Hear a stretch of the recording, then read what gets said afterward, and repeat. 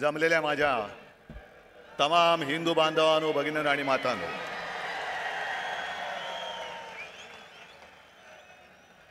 सत्तावन्न वर्ष झाली, पण आपण परंपरा थांबू दिली नाही.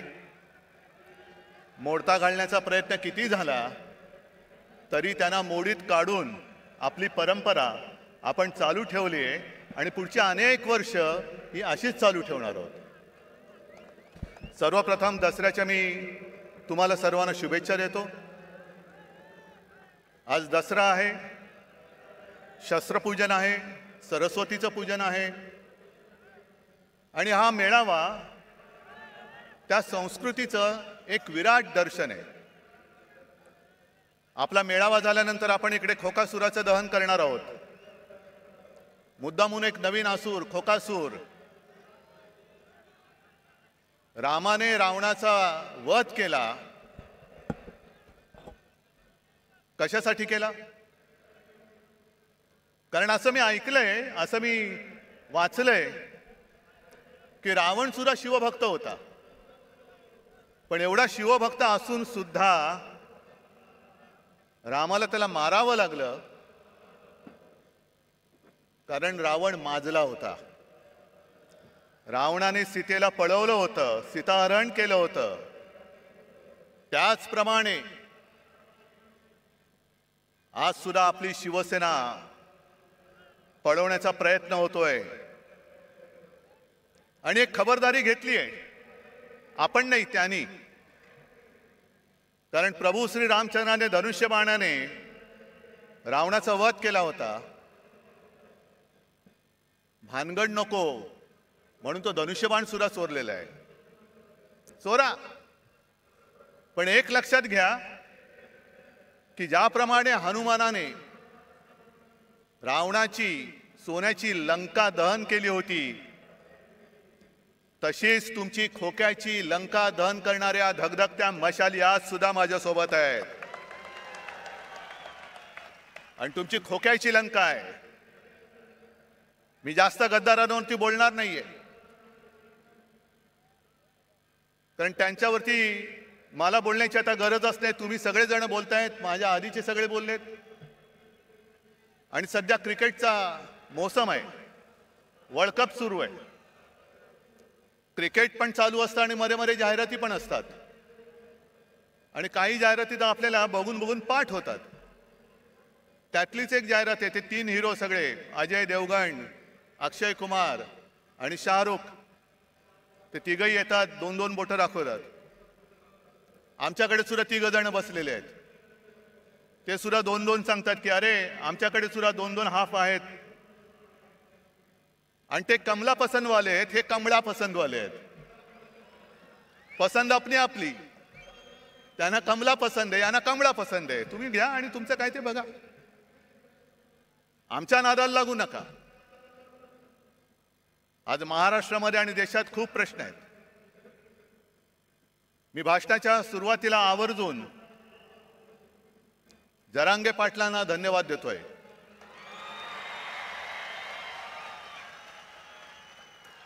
अत्यंत समजदारपणाने त्यांनी आंदोलन सुरू ठेवलेलं आहे आणि आज त्यांनी एक चांगली गोष्ट केली, धनगरांना साथ घातलेली आहे. मी ज्या वेळेला जालन्यात शांततेमध्ये हे आंदोलन सुरू होतं आणि आत्ताचं जे सरकार आहे, डायरचं सरकार, जसं जालियनवाला बागेमध्ये पोलीस घुसून त्यांनी अत्याचार केला होता, त्याचप्रमाणे आंतरवेलीमध्ये शांततेत बसलेल्या मराठा समाजाच्या आंदोलकांवरती यांनी 5वी लाठीहार केला होता. मी तत्काळ तिकडे गेलो, बघितलं. तिकडे हॉस्पिटलमध्ये गेलो. कोणाची डोकी फोडलेत, कोणावरती छरे मारलेले आहेत. पण काही काही घटना अशा घडतात की हृदयामध्ये त्या कायम घर ठीक करून राहतात. ज्या वेळेला आम्ही संभाजीनगरपासून निघालो आणि त्या ठिकाणावरती जात होतो, मध्ये जरा आम्ही थांबलो. एका घरामध्ये गेलो. घर कसलं तुम्हाला गावचं माहिती आहे, ग्रामीण भागातनं बरेच तुम्ही लोक आलेले आहात. तिन्ही सांजेची वेळ होती. मिणमिणत्या दिवा होता. मी जरा तिकडे बाथरूमला जायचं म्हणून गेलो. बाहेर आल्यानंतर त्या घरातली माऊली आणि तिची मुलगी हातामध्ये पंचारती घेऊन उभ्या होत्या. आणि मी त्यांना नमस्कार करून सांगितलं की ताई, आज ओवाळू नका, कारण फार भयानक घटना इकडे घडले. मग ताईंनी मला विचारलं, मी राखी बांधू शकते का? हृदयस्पर्शी प्रसंग होता. आणि ती माऊली मला राखी बांधत असताना तिच्या डोळ्यात पाणी आलं. म्हटलं, ताई काय झालं? ते म्हणलं, मला सुद्धा खूप मारलं बघ म्हणे, गुरावानी मारलं, हात दुखतोय माझा. म्हटलं, काय औषधोपचार केले का? ते नाही म्हणे, मी कशीबशी निसटले, पण माझी सून आणि माझा मुलगा हॉस्पिटलमध्ये. मग नंतर त्यानं सुद्धा मी भेटायला गेलो आणि त्या ताईंचा फोटो आला होता ना, तो पोलिसांची भांडत्यात, तो एक निळ्या रंगाची साडी नेसली होती. माझ्यासमोर त्या ताई बेडवरती होत्या, तोंड एवढं सुजलेलं, नाक फुटलं होतं. आणि मग सोबत जे होते त्यांनी मला सांगितलं की साहेब, यांचं डोकं सुद्धा फोडून टाकले. एवढ्या निर्गुणपणाने तुम्ही वागता? मी मुख्यमंत्री होतोच आणि त्याही वेळेला हा प्रश्न होताच. मराठा आंदोलन तेव्हाही सुरू होतं, पण इकडे आलेल्या आणि एकाने तरी सांगावं, कधीतरी कोणावर तरी लाठीमाराचा आदेश मी दिला होता का? मग पोलीस एवढे रानटी होऊ शकतात? तेच पोलीस आहेत, आदेशाचं पालन करणारे पोलीस आहेत. आदेशाशिवाय ते असे वेडवाकडं वागू शकत नाही. महाजालन्याचा डायर कोण आहे, कोणी आदेश दिला, काही चौकशी नाहीये. मी जरांगे पाटलांना भेटलो आणि त्यांनी मला त्या बंदुकीची एक पुंगळी दाखवली. साहेब, हे बघा, एवढी मोठी गोळी, आमच्यावरती गोळ्या झाडल्या, अश्रूतून सोडला. आणि काश्मीरमध्ये दंगेखोरांवरती ज्या छऱ्याच्या बंदुका वापरतात, त्या छऱ्याच्या बंदुका वापरल्या. कोणाच्या गालात गेलेला छऱ्याच्या, कोणाच्या डोक्यात गेलेला. काय करणार? काय कुठे चाललो होतो आपण? गद्दारांना म्हणा, तुमच्यात हिंमत असेल तर हा प्रश्न सोडून दाखवा. हे खरे बाळासाहेबांचे विचार आहेत. द्या मराठी माणसाला न्याय द्या, मराठा समाजाला न्याय द्या.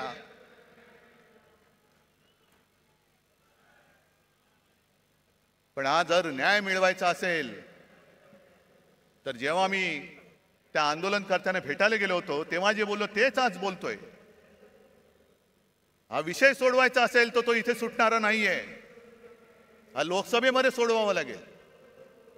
आणि आम्हाला असं वाटलं होतं, नवे आमचा आग्रह होता की ऐन गणपतीच्या दिवसांमध्ये जे खास अधिवेशन घेतलं गेलं होतं, त्या अधिवेशनामध्ये संसदेला तो अधिकार आहे, न्यायालयाचा निर्णय फिरवण्याचा अधिकार आहे. ज्याप्रमाणे दिल्लीचा निर्णय, संपूर्ण बदल्यांचे अधिकार, कोर्टाने दिलेला निर्णय यांनी 5वी बहुमताच्या जोरावरती जसा वळवला होता, तसाच सगळ्यांना न्याय देणारा निर्णय तुम्ही संसदेत घ्या. घ्या, मराठा समाजाला घ्या, धनगरांना घ्या, ओबीसीना घ्या, किती जाती असतील, किती वंचित असतील. कारण जे शिवसेना प्रमुखांचं वाक्य होतं की जातीला पोट असतं पण पोटाला जात लावू नका. आणि राज्यकर्त्याचं कर्तव्य असतं की ते पोट कोणत्याही जातीचं असो ते भरलं गेलंच पाहिजे, हे राज्यकर्त्याचं कर्तव्य असतं. आई इकडे जे सगळे जमलेत आज तिकडे मेळावा घेत आहेत, बोला, आमचं ती टीका करा, मी तुम्हाला किंमत देत नाही. कारण माझ्या समोर महाराष्ट्रातला हा गोरगरीब आहे. आणि मी जरांगे पाटलांना खास धन्यवाद एवढ्यासाठी देतोय की जातीपातीच्या भिंती उभ्या करून आपापसामध्ये झुंजवण्याचं कारस्थान जे भाजपा करते, त्याला आपल्याला सगळ्यांना मिळून मोडून तोडून टाकायचं आहे. सगळे मराठा म्हणजे सगळे मराठी, एका मातीची आपण लेकरं आहोत. फक्त ज्यांच्याशी लढतोय आपण, तो सारासुरा नाहीये, तो कपटी आहे, विघ्न संतोषी आहे. आणि भाजप एवढा विघ्न संतोषी आहे की कोणाचंही लग्न असो, तुम्ही बोलवा अथवा नका बोलू, हे जाणार, पंक्तीला बसणार, भरपूर जेवणार, आडवा हात मारणार. मग श्रीखंडपुरी असेल, बासुंदी असेल, किती पोळ्या खाण्याच्या स्पर्धा लावतील. किती पुरणपोळ्या खाल्ल्या माहितीये तुम्हाला? सगळ्या पुरणपोळ्या फस्त करणार, ढेकर देणार, पण निघताना नवरा बायकोत भांडणं लावून दुसऱ्या लग्नात जेवायला जाणार. अशी ही औलाद आहे, अशी औलाद आहे. आणि मी पुन्हा पुन्हा सांगतोय, भारतीय जनता पक्ष असो किंवा त्या काळचा जनसंघ असेल, यांचा कधीही कोणत्याही लढ्याशी सुतराम संबंध नव्हता. स्वातंत्र्य लढ्याशी तर कदापि नव्हता. मराठवाडा मुक्ती संग्रामात त्यांचं कधी नाव ऐकलं नाही. संयुक्त महाराष्ट्र चळवळीमध्ये सुद्धा ते नव्हते. पण केव्हा एकत्र आले होते? संयुक्त महाराष्ट्र समितीमध्ये ते आले होते. चळवळीत नव्हते, समितीत आले. कशासाठी आले? हे सगळं आयतं अन्न शिजतंय, घुसून बघूया हात मारायला. म्हणून सगळ्यात शेवटी जनसंघ समितीत सामील झाला आणि सगळ्यात पहिल्यांदी जनसंघ बाहेर पडला जागो वाटपाच्या भांडण करून. सगळं तोडून मोडून टाकायचं. विघ्न संतोषी म्हणतात ते याला. मग जनता पक्षात घुसला, तिकडे दुहेरी सदस्यत्वाचा वाद केला, तिकडे तोडफोड तांबवा पितळ केलं. मग शिवसेनेसोबत आले, तिकडे अकाली दलाबरोबर गेले, कधी नितीश बरोबर, कधी यांच्या बरोबर, कधी त्यांच्या बरोबर, गोव्यात मगो पक्षाबरोबर. हे औलादी लक्षणीची ही जी पार्टी आहे, हे जिथे जाते तिथे सत्यानाश करते. म्हणून मी जरांगे पाटलांना सांगतो की पहिले यांच्यापासून सावध राहा, पहिले यांच्यापासून सावध राहा. आज सुद्धा त्यांनी जे काही केलंय, हा भगवा इकडे डौलाने फडकतोय, मानाने फडकतोय, पण त्या भगव्यामध्ये दुही तो जो आला होता ना पानिपतचा अब्दाली, त्यांनी हेच केलं होतं. दुहीची बीज पेरायची, भांडणं लावायची, आणि त्या भांडणामध्ये जे खरे प्रश्न आहेत, मग ती बेकारी असेल, महागाई असेल, आणखीन काही असेल, त्याच्याकडे कोणाचं लक्ष जाता कामा नये. तुमच्या चुली पेटवण्यापेक्षा तुमची घरदारं आम्ही पेटवतो आणि पुन्हा तुमचे रक्षण करते म्हणून तुमच्या पेटत्या घरांच्या होळीवर आम्ही आमची पोळी भाजतो. हे आता उघड उघड दिसतंय, उघड दिसतंय. दुसरा आता जवळपास 1 वर्ष होऊन गेलं. आपण सुप्रीम कोर्टात गेलेलो आहोत अपात्रतेच्या निर्णयासाठी. केस तारखेवरती तारीख, तारखेवरती तारीख. काय करायचं तेच कळत नाही. कारण सर्वोच्च न्यायालय प्रत्येक वेळेला कानफट फोडतंय यांचं लवादाचं, पण निर्लज्जम सरासुखी कानफट फोडलं तरी गाल सोडत सांगतात की आम्ही आमचं टाइम टेबल सादर करू. ठीक आहे, तुम्ही तुमचं टाइम टेबल द्यायचं तेव्हा द्या, पण एक लक्षात घ्या, मी कोणाचाही अपमान करू इच्छित नाही. न्यायाधीश न्यायमूर्तींचा तर करूच शकत नाही. पण ज्या पद्धतीने हे सगळं चाललेलं आहे ते बघितल्यानंतर एक विनोद नक्की माझ्या लक्षात येतो. आणि तो विनोद म्हणजे असा आहे की एकदा भरल्या कोर्टात न्यायमूर्ती बसलेले असतात आणि केस चालू असतात. कोणाला तारीख दे, कोणाचा निर्णय दे, कोणाचं हिअरिंग घे, आणि मग त्या सोबत कोण असतो त्याला विचारतात, चल पुढची केस कोणती आहे? मग तो सांगतो, साहेब एका 20 वर्षाच्या मुलीची छेड काढलेल्याची ही केस आहे. आता मुलीची छेड काढले म्हटल्यानंतर कोणी चिडणार? बोलवा त्याला, आणा समोर. आणि त्या आरोपीच्या पिंजऱ्यात एक आजोबा काठी टेकत टेकत टेकत येतात. ते न्यायाधीशांचं डोकं आणखीन फिरतं. तुला तुम्हाला लाज नाही वाटत? आजोबा झालात, काठी टेकत चालता आणि 20 वर्षाच्या मुलीची छेड काढता, शरम नाही वाटत? त्या आजोबा शांतपणाने न्यायाधीशाकडे बघतात आणि सांगतात, न्यायाधीश महाराज, जेव्हा ही घटना घडली तेव्हा मी सुद्धा 20च वर्षाचा होतो. काय कळलं? म्हणजे 20 वर्षाच्या असताना ती घटना घडली, आता ते आजोबा झाले, जिची छेड काढली होती ती सुद्धा आजी झाली, पण केस चालू आहे, केस चालू आहे, केस नाही थांबणार, तारीख पे तारीख, तारीख पे तारीख. आता माझं स्पष्ट म्हणणं असं आहे, ठीक आहे, तुम्ही आम्ही केलेल्या अपात्रतेचा निर्णय जेव्हा लावायचा तेव्हा लावा, 20 वर्षानंतर लावा, 50 वर्षानंतर लावा, पण आज संपूर्ण देश बघतोय, संपूर्ण जग बघतंय तो केवळ अपात्रतेच्या निर्णयाकडे बघत नाहीये, तर या आपल्या हिंदुस्थानामध्ये, या आपल्या भारतामध्ये सर्वोच्च न्यायालय म्हणून जे काही आहे त्याला हा लवाद जुमानत नसेल तर सर्वोच्च न्यायालयाचं अस्तित्व राहणार आहे की नाही? या देशात डॉक्टर बाबासाहेब आंबेडकरांनी घटना तिचं अस्तित्व शिल्लक राहणार आहे की नाही?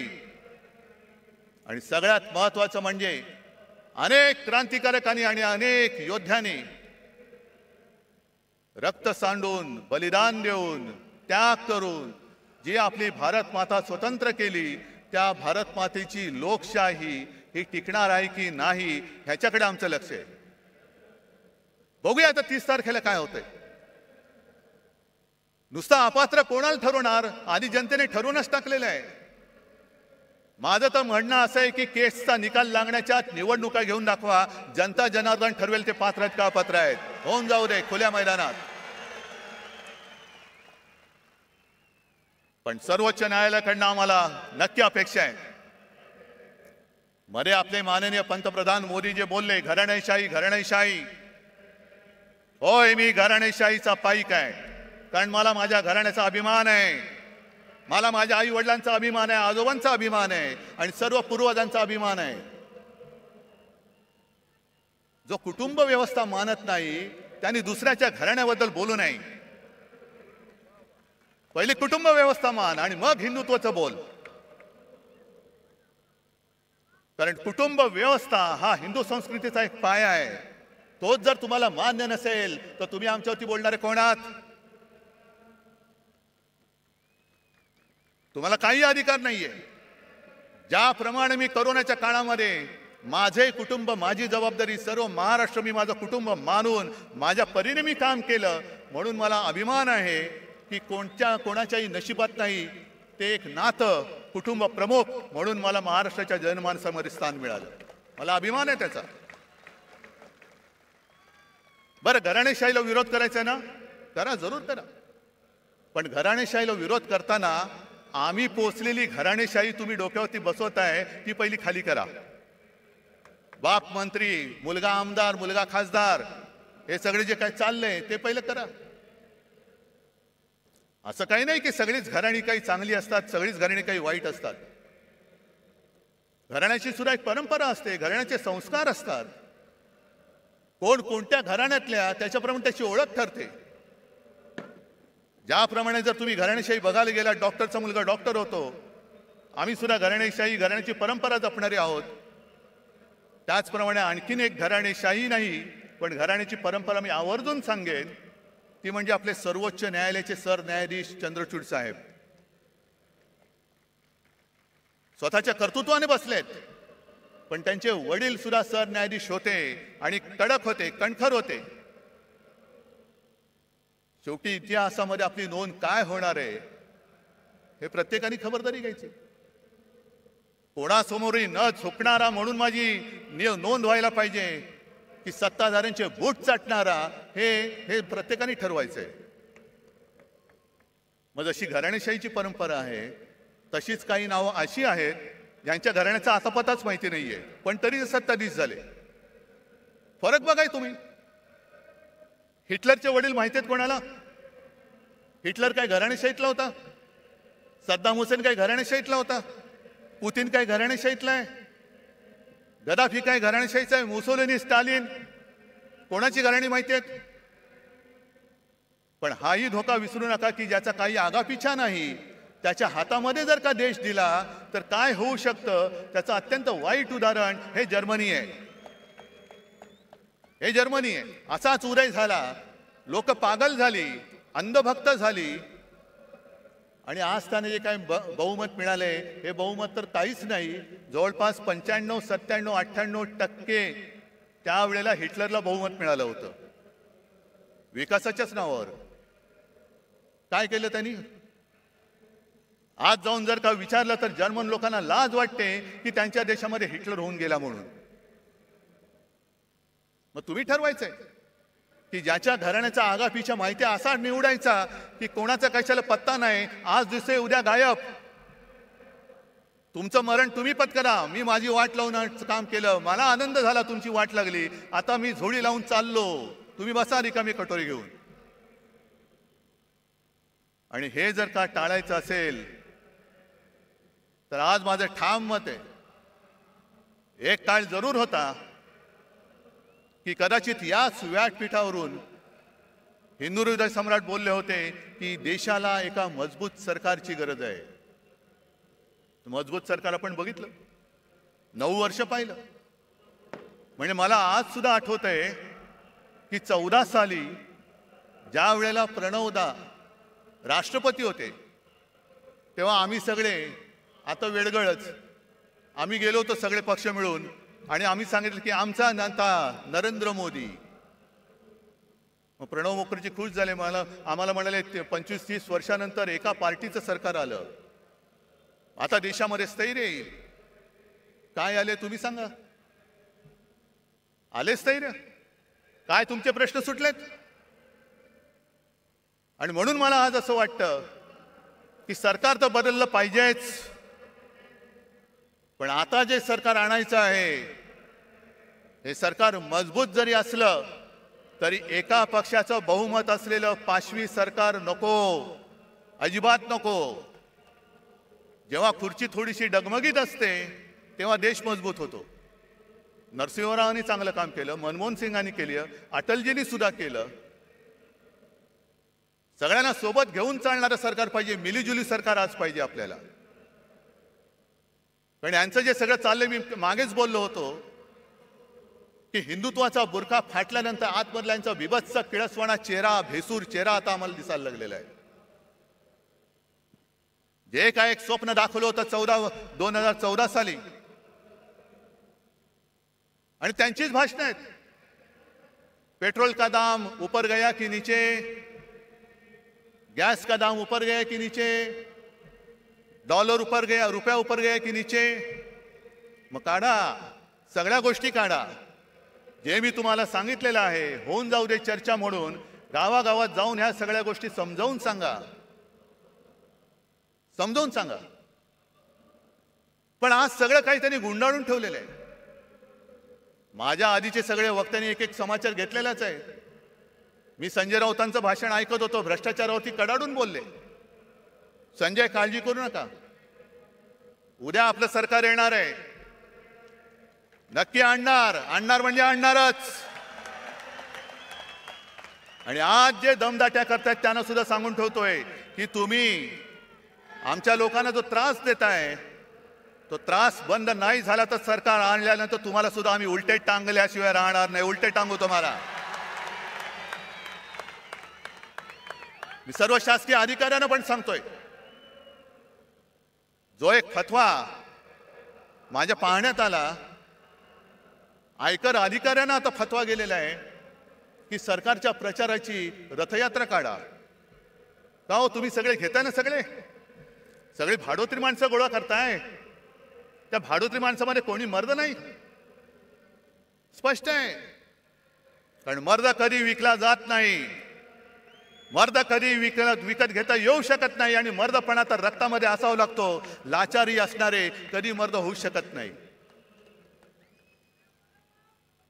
आणि भारतीय जनता पक्षाची आजची हालत जी अशी झालेली आहे, मग त्याचं वर्णन मध्ये ते सगळ्यांना असं पेव फुटलं होतं, हनुमान चालिसा. कुठेही हनुमान चालिसा. जा ना मणिपूरमध्ये जा आणि हनुमान चालिसा बोला, आहे हिम्मत. पण हनुमान चालिसा जसा तुम्ही बोलता तशी आपल्या हिंदू संस्कृतीत आणखीनही काही स्तोत्र आहेत.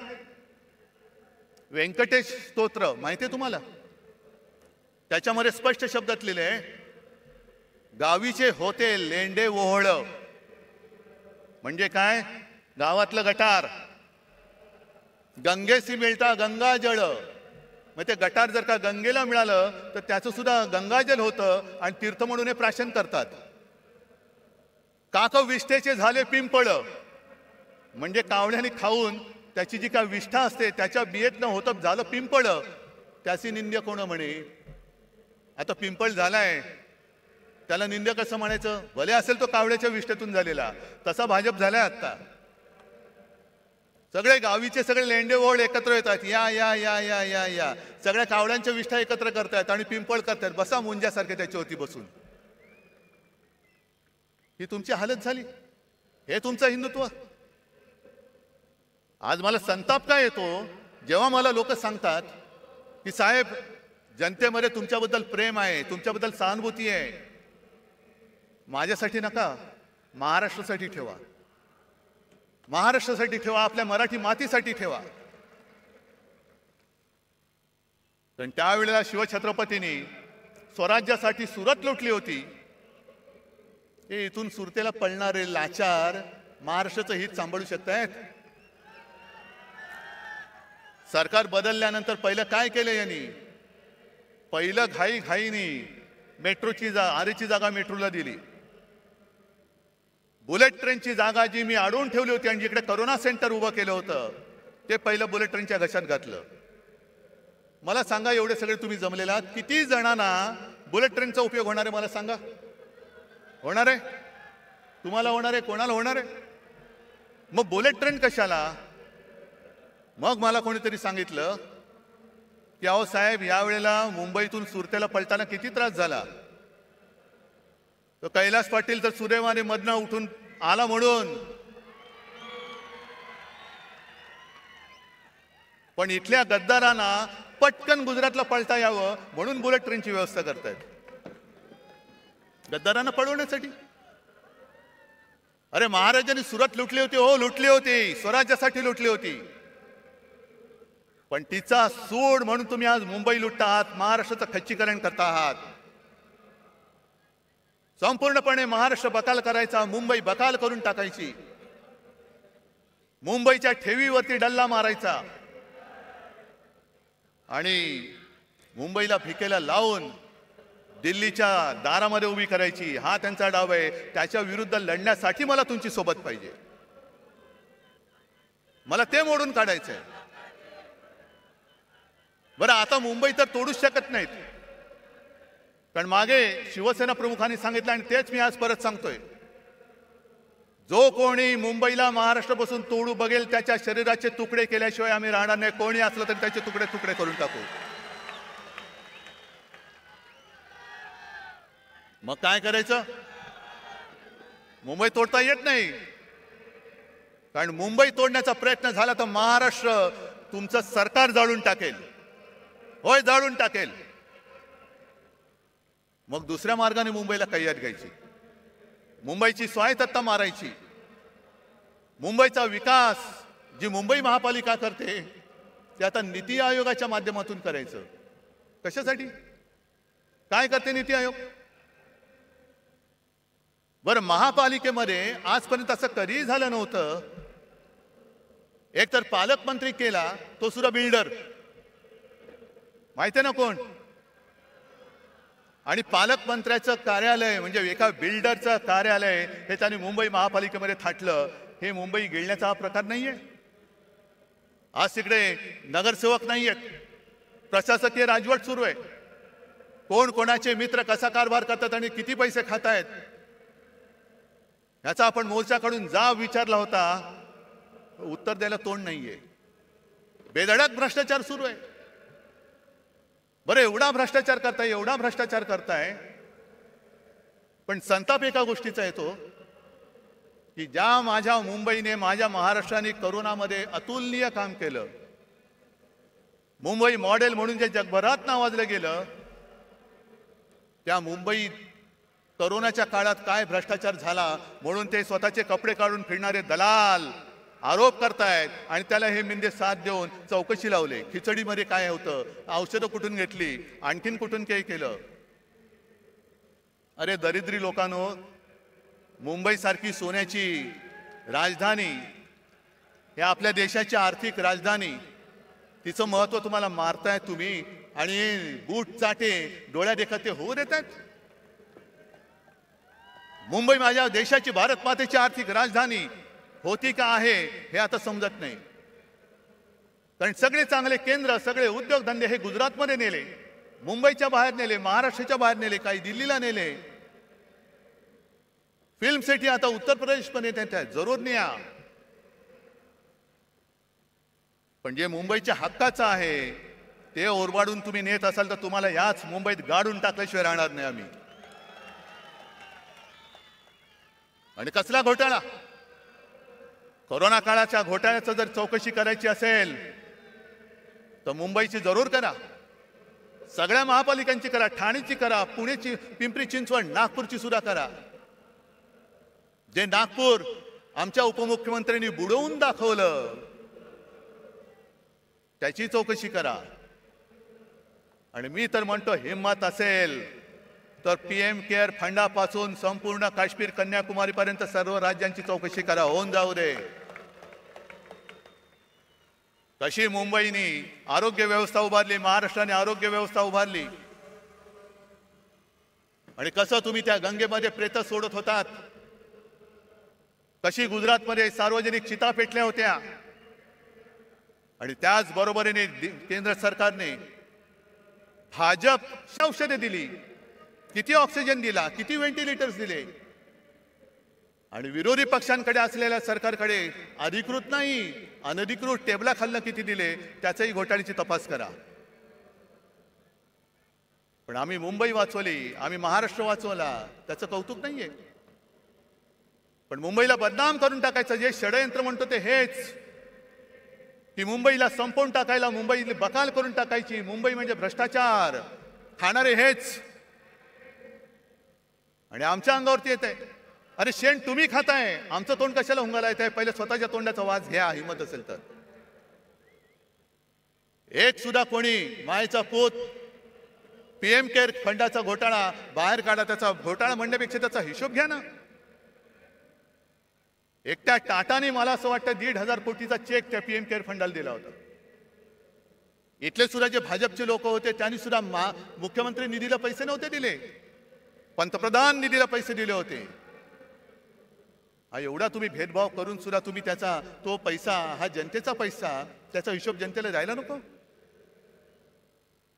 आणि आज संपूर्णपणे जो कारभार सुरू आहे, आरोग्य यंत्रणेचे कसे काय 3-13 वाजलेत बघा. मला या बोंबलणाऱ्याने एकच सांगायचंय की तुमचे नेते दिल्लीतनं संपूर्ण देशाला रिकाम्या थाळ्या बडवायला सांगत होते आणि गो करून बोंबलायला लावत होते ना, त्यावेळेला आमच्या सरकारने गोरगरिबांना 5 रुपयात रिकामी नाही भरलेली थाळी शिवभोजन म्हणून दिली. याला म्हणतात सरकार. हे आमचं हिंदुत्व आहे. हा आमच्या आणि तुमच्या हिंदुत्वातला फरक आहे. तुम्ही रिकाम्या थाळ्या बडवणारं तुमचं हिंदुत्व आहे आणि गोरगरिबाला पोट भरून जेवण देणारं आमचं शिवभोजन हे आमचं हिंदुत्व आहे. ज्या वेळेला तुम्ही रस्त्यावरती उतरला होता आणि तुमचे ते महामहिम काळी टोपी मला पत्र दिलं होतं, पत्रमध्ये छान लिहिलं होतं. माझ्याकडे काही लोक आली होती आणि त्या लोकांनी मंदिरं उघडण्यासाठी विनंती केली. मला कळत नाही तुम्हाला असे ईश्वरी काही संकेत येतात का की तुम्ही मंदिरं बंद ठेवलेत. किती विक्षिप्त बिंडोक माणसं असतात. आपल्याला बरेचदा कळत नाही टोपी खाली दडलंय काय. पण जेव्हा तुम्ही मंदिरं उघडायला सांगत होता तेव्हा आम्ही गावागावात खेड्यापाड्यात आरोग्य मंदिरं उघडत होतो. हे आमचं हिंदुत्व आहे. तुम्ही सगळं उघडा उघडा सांगत होता तेव्हा आम्ही आरोग्य यंत्रणा वाढवली, रुग्णशय्या वाढवल्या होत्या, टेस्टिंगच्या केंद्र वाढवली होती. जी जेमतेम 2-3 केंद्र महाराष्ट्रात होती ती आपण 600च्या वरती केली होती. हे आमचं हिंदुत्व आहे. जर कोणी आपल्या समोर तळमळत असेल तर त्याला वाचवणं, त्याची जात पात विचारत नाही बसलो आम्ही. कोणी असेल, होय मालेगावमध्ये मुसलमान सुद्धा आले होते, त्यांना सुद्धा आम्ही वाचवलं. धारावीमध्ये आम्ही धारावी वाचवली. हे आमचं हिंदुत्व आहे. पण मुंबईचा जो धोका आहे, मी मगाशी तुम्हाला सांगत होतो तो, की आता धारावी सुद्धा गिळायला निघालेत. इथे आली असतील काही धारावीची लोक. धारावीचा विषय मी स्वतंत्रपणे धारावीत येऊन घेणार आहे. पण आता याच्या घशामध्ये धारावी त्यांनी घातले तो कोण? यांचा मित्र तुम्हाला माहिती आहे कोण? मला माहित नाही. मी अडाणी आहे बाबा, मला काही कळत नाही. तुम्हाला काय कळतंय? आणि सहज जर का अभ्यास केला तर माझे तर डोळे पांढरे झाले. जवळपास 150 कोटी स्क्वेअर फुटाचा FSI तिकडे मिळणार आहे. म्हणजे सगळी, आणि तो FSI दक्षिण मुंबईत तो वापरू शकणार. म्हणजे मुंबईची ओळख काय राहणार, कोण येणार कोण राहणार. आणि हा विकास केवळ तुमच्या मित्राचे खिसे भरायला आम्ही होऊ देणार नाही. धारावीचा विकास झालाच पाहिजे. तिथे जो झोपडीमध्ये राहतो, ज्याला आम्ही वाचवलेलं आहे, त्याला प्रत्येकाला हक्काचं घर मिळालंच पाहिजे.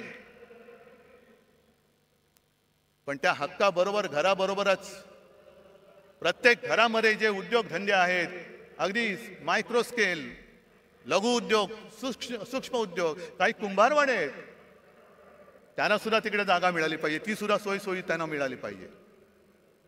आणि सगळ्यात महत्त्वाचं म्हणजे धारावीच्या एका परिसरामध्ये तुम्ही घरं जरूर बांधा. पण आज देखील माझा गिरणी कामगार घराविना फिरतोय, वणवण फिरतोय. त्या गिरणी कामगारांच्या मुलांना धारावीत घरं द्या. वांद्रा वसाहतीमध्ये सरकारी कर्मचाऱ्यांना घरं तिथल्या तिथे मिळावीत असा निर्णय आमच्या सरकारने घेतला. हे द्यायला तयार नाही आहेत. वांद्रा वसाहतीत तिथल्या कर्मचाऱ्यांना घरं मिळालीच पाहिजेत. पण त्याच्या नंतरचे जे कर्मचारी आहेत त्यांना सुद्धा धारावीत घरं द्या. पोलिसांची घरं कमी पडत असतील तर पोलिसांना सुद्धा धारावीत घरं द्या. कारण आम्हाला हिंदुत्व जपायचं आहे, पण त्याच बरोबरीने मुंबईवरचा मराठी ठसा सुद्धा आम्हाला अधिक गडद करायचा आहे. नुसती धनदांडग्यांची मुंबई करू नका. साध्या सुध्या ग्रामीण भागातल्या माणसाला इकडे परवडणाऱ्या दरामध्ये धारावीमध्ये घर द्या. कारण धारावीवरती एवढ्या सवलती त्यांनी उधळलेल्या आहेत, एवढ्या उधळलेल्या आहेत की त्याचा फायदा जर गरिबांना मिळणार असेल तर आनंद आहे. पण तो जर का तुमच्या मित्राच्या खिशात जाणार असेल तर मात्र आम्ही तो जाऊ देणार नाही. आणि मुंबई काय धारावी सुद्धा त्याला गिळू देणार नाही हा निश्चय करून आम्ही रस्त्यावरती उतरू. ही मुंबईची अवहेलना तुम्हाला मी सांगतोय. किती सांगायच्या गोष्टी. अंबादास, तुम्ही सगळ्या शेतकऱ्यांचा विषय घेतला असाल. एक तर दुष्काळ आपल्या माथी आलेला आहे. माझ्या माहितीप्रमाणे आता जो खरीप झाला त्याचं 22% उत्पादन कमी झालेलं आहे. पाऊस पुरेसा नाही, धरणामध्ये पाणी साठा बरोबर नाहीये. पुढच्या मोसमापर्यंत पिण्याचं पाणी कसं पुरवायचं. कारण आज गावागावांमध्ये टँकर सुरू झालेत की नाही तुमच्यापैकी कोणाच्या गावात. आज टँकर सुरू झालेत. उद्या काय होणार आहे सांगता येत नाही. पण सगळ्यात संतापाची गोष्ट अशी आहे की मधल्या काही एका दिवशी मी शिर्डीमध्ये गेलो होतो दुष्काळी पाहणी करायला. आता टीव्हीवरती तुम्ही बघितलं असाल, मला कोण म्हणेल हा काही वेडा आहे का रे, भिजतोय आणि दुष्काळाची पाहणी करतोय. पण वस्तुस्थिती अशी होती की त्या दिवशी मी पावसामध्ये भिजलो होतो, पण माझ्या समोरची पिकं ही करपून गेली होती. मग त्या पाण्याचा चिखल होण्याखेरीज काही उपयोग नव्हता. मग शेतकऱ्याची ती पेरणी वाया गेलीच. कर्ज डोक्यावरती चढलं. पण कर्ज डोक्यावर चढण्यापूर्वी त्यांनी सरकारने जी एक योजना काढली, प्रधानमंत्री पीक विमा योजना. आता थोडं तुम्ही शहरातले असला तरी सांगायला पाहिजे की या पीक विम्यामध्ये 3 हिस्से असतात. एक केंद्र सरकार देतं, दुसरं राज्य सरकार देतं आणि तिसरा शेतकरी देतो. या सरकारने एक चांगली गोष्ट केली की शेतकऱ्याचा हिस्सा स्वतः भरला आणि 1 रुपयात शेतकऱ्याला विमा देण्याची गोष्ट केली. चांगली गोष्ट केली. त्याचा परिणाम काय झाला. साधारणतः 90-95 लाख शेतकरी जे विमा उतरवायचे, विमा काढायचे, ते यावर्षी जवळपास 2.25 कोटी शेतकऱ्यांनी ती नोंदणी केली. 2.25 कोटी, 1,70,00,000पेक्षा जास्त. मग चांगली गोष्ट झाली. आता दुष्काळ पडलाय, पीक गेलं. मग सरकारने बैठक घेतली की पूर्ण पंचनामे होईपर्यंत, मागणी येईपर्यंत तुम्ही अग्रिम एक रक्कम द्या. आणि माझी जी माहिती आहे, विमा कंपन्यांनी हात वर केले, आम्ही देऊ शकत नाही. का देऊ शकत नाही. कारण जे निकष आहेत त्या निकषामध्ये सलग 21 दिवस जर पाऊस पडला नाही तरच नुकसान भरपाई मिळते. काही जणांना त्यांनी असं सांगितलं की तुमच्या नुकसानीची नोंद तुम्ही 72 तासात केली नाही म्हणून तुम्हाला नुकसान भरपाई मिळणार नाही. काय सरकार करते. तुम्हाला विमा कंपन्या जुमानत नाही. अरे मागे शिवसेनेने आंदोलन केल्यानंतर पटपट पटपट पटपट सगळ्यांना भरपाई दिली होती. आज तुम्हाला सगळ्यांना मी होय आदेश देतोय, शेतकऱ्याच्या बरोबरीने त्याच्या मदतीसाठी उभे राहा.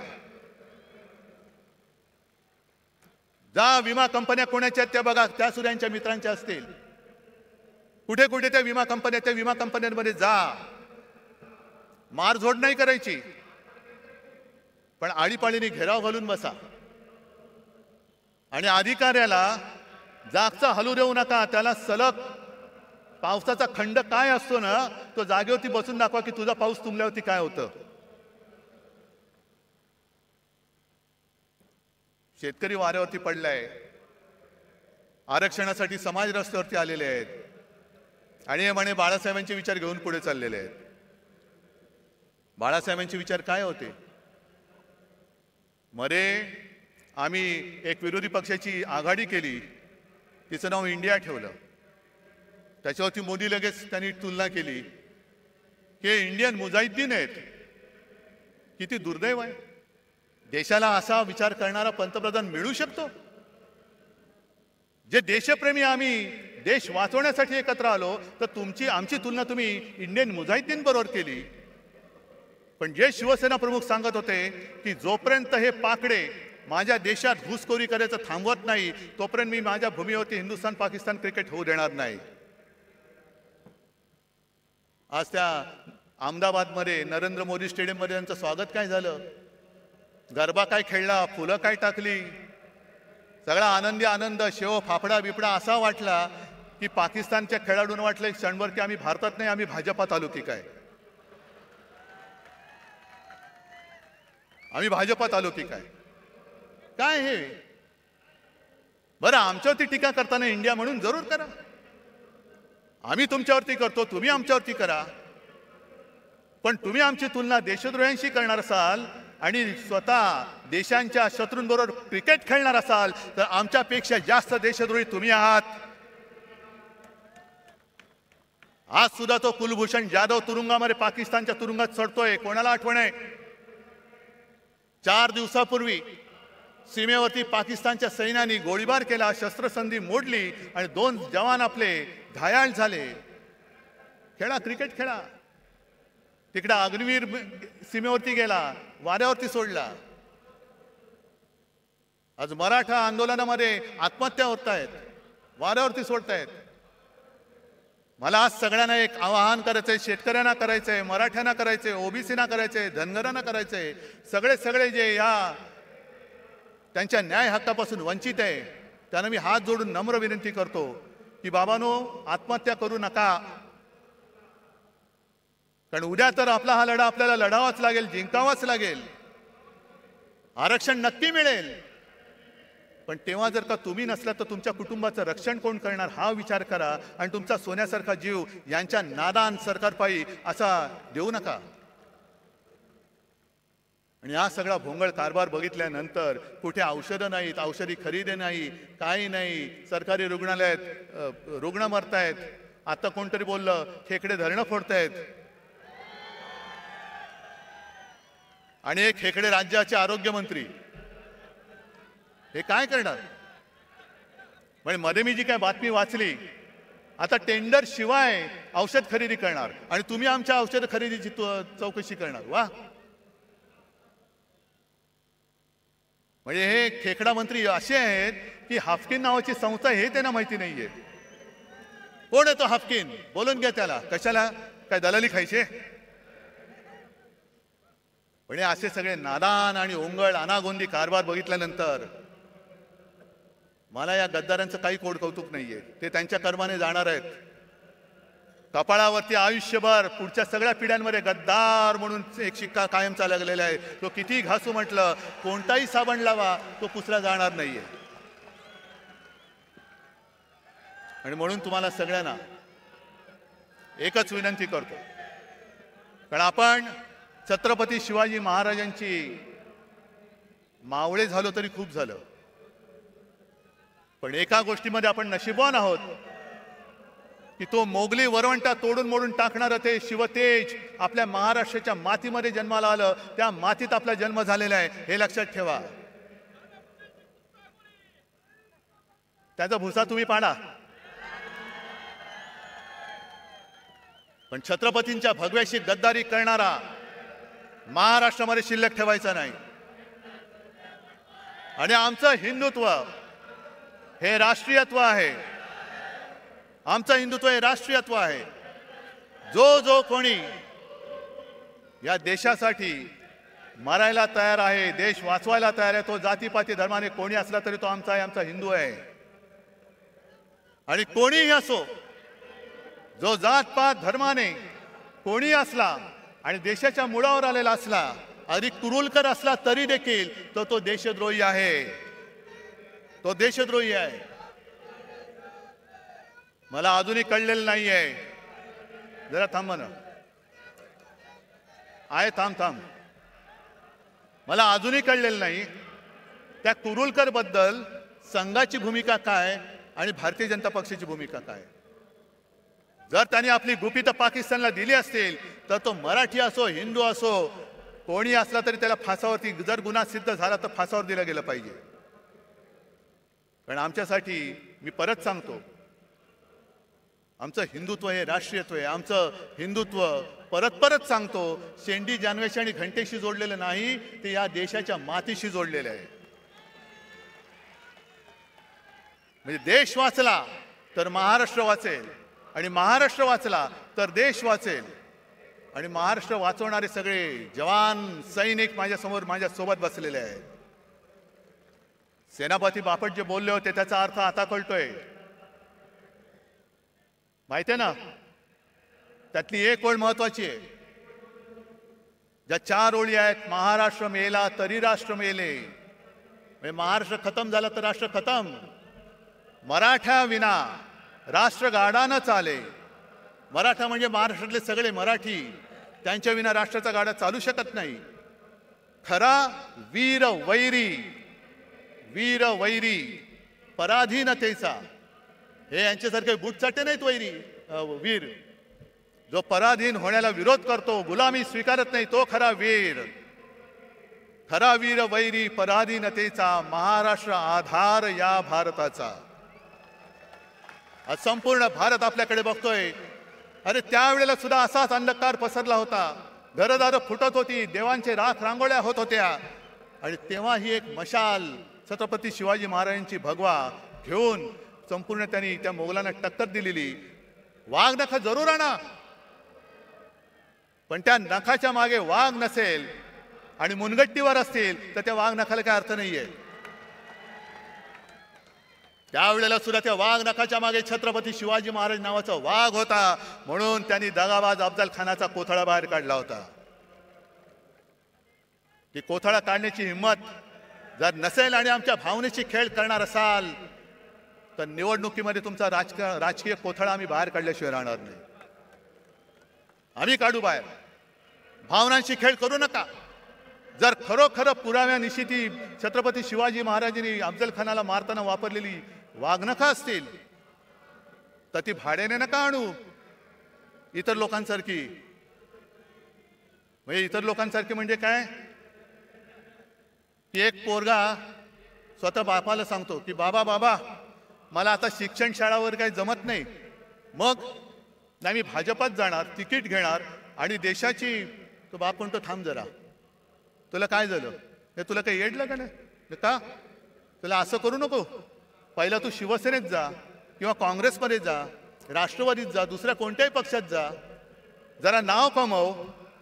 नाव कमवल्यानंतर काहीतरी गडबड घोटाळा कर, मग भाजपला तुला घेतील आणि तुला मंत्री करतील. मग तुला मंत्री करतील.